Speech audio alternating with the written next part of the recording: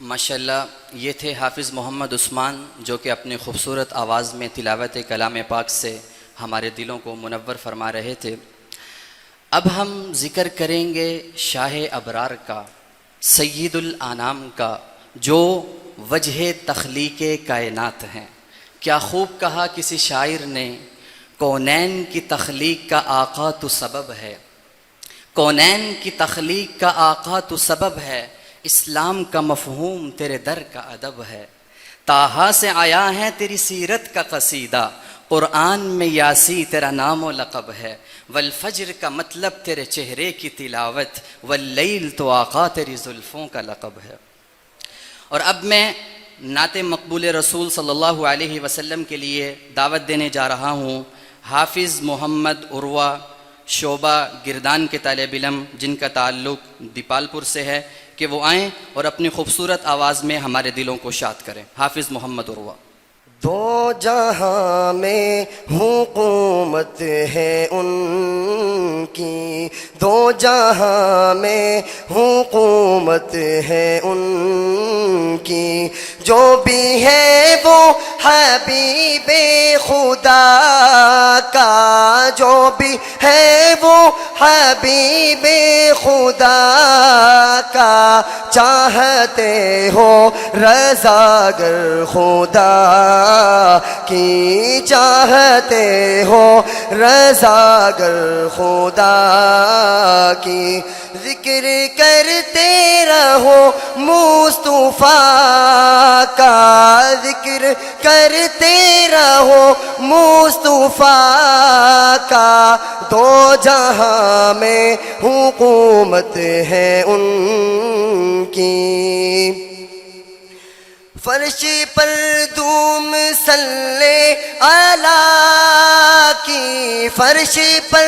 دوم صلی علی کی، عرش پر ہے صدا مرحبا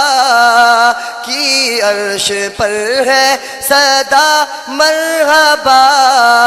کی، چار سو روشنی مصطفیٰ کی، چار سو روشنی مصطفیٰ کی، نور ہے سرور انبیاء کا، نور ہے سرور انبیاء کا، دو جہاں میں حکومت ہے ان کی، دو جہاں میں حکومت ہے ان کی، جو بھی ہے وہ حبیب خدا کا، جو بھی ہے وہ حبیب خدا کا، چاہتے ہو رضا گر خدا کی۔ وہ بلائے شجر چل کے آئے، وہ بلائے شجر چل کے آئے، چاند سورج بھی سر نہ اٹھائے، چاند سورج بھی سر نہ اٹھائے،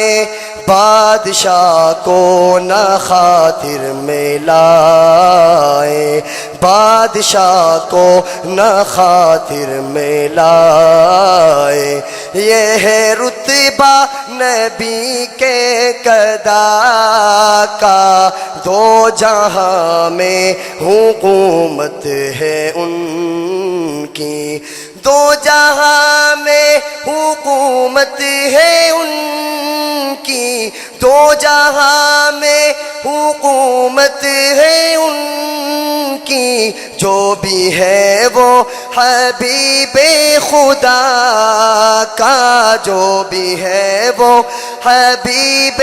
خدا کا، چاہتے ہو رضا گر خدا کی، چاہتے ہو رضا گر خدا کی، ذکر کرتے رہو مصطفیٰ کا، دو جہاں میں حکومت ہے ان کی۔